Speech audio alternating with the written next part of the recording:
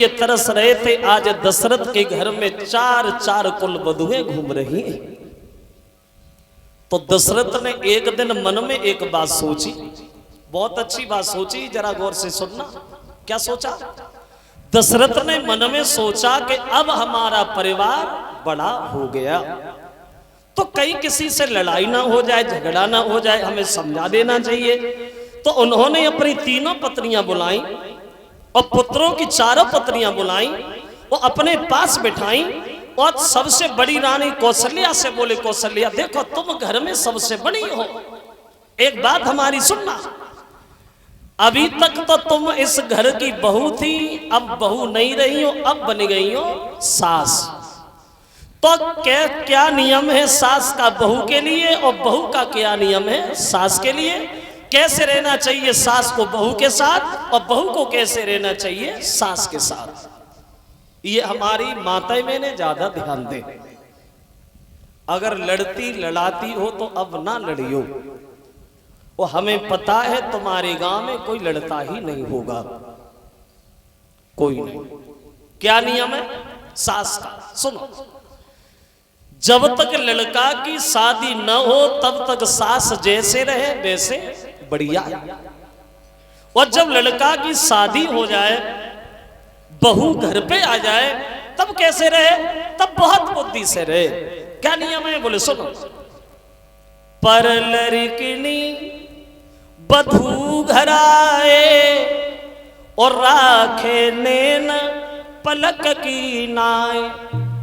पराए घर की लड़की जब अपने परिवार को छोड़ करके तुम्हारे घर में आ जाए तो सास का ये नियम बनता है, जैसे आंखों के दीदों की रक्षा करने के लिए पलक हमेशा तैयार रहते हैं, आंखों के दीदों की रक्षा करने के लिए पलक हमेशा तैयार रहते हैं, ऐसे सास को हमेशा तैयार रहना चाहिए, बहू के सामने हमेशा खड़ा रहना चाहिए।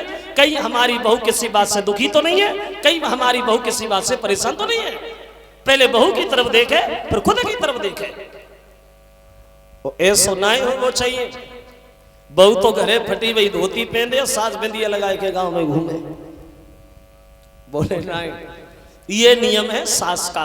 बहू का क्या नियम है?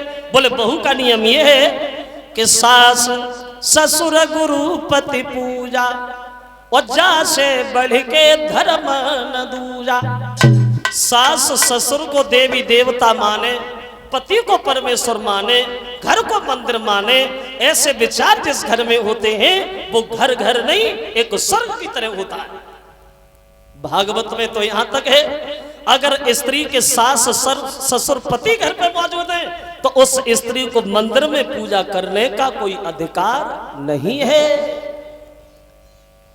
सास ससुर को देवी देवता, पति को परमेश्वर, घर को मंदिर। लेकिन अगर मगर किंतु परंतु, इसका मतलब कुछ अलग है। लेकिन पहले ऐसा था, सास ससुर की पूजा होती थी और होती तो आज भी है, ऐसा नहीं कि न होती हो, होती तो है। अंतर इतना आ गया, पहले वे छोटी माई अगरबत्ती लगाई जाती, अति उनसे काम ना चलते वे लंबी माई उठाई जाती, ये बढ़िया है। मैं तो देखता रहता हूं, मैंने आंखों से देखा है।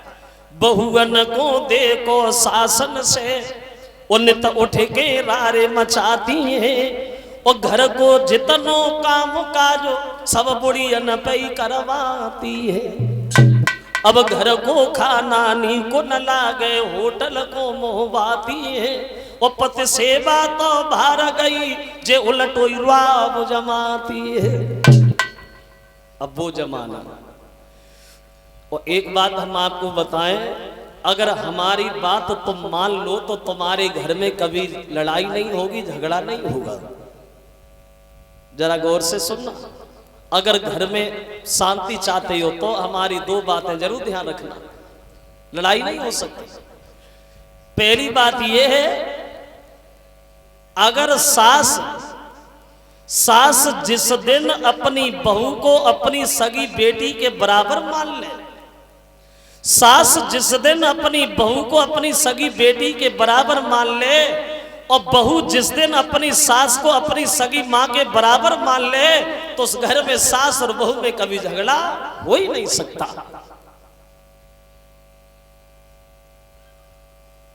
अब सासों को अपनी बिटिया तो बहुत प्यारी, लेकिन बहू बहुत खराब है, तो बहू क्या तुम्हें सम्मान देगी।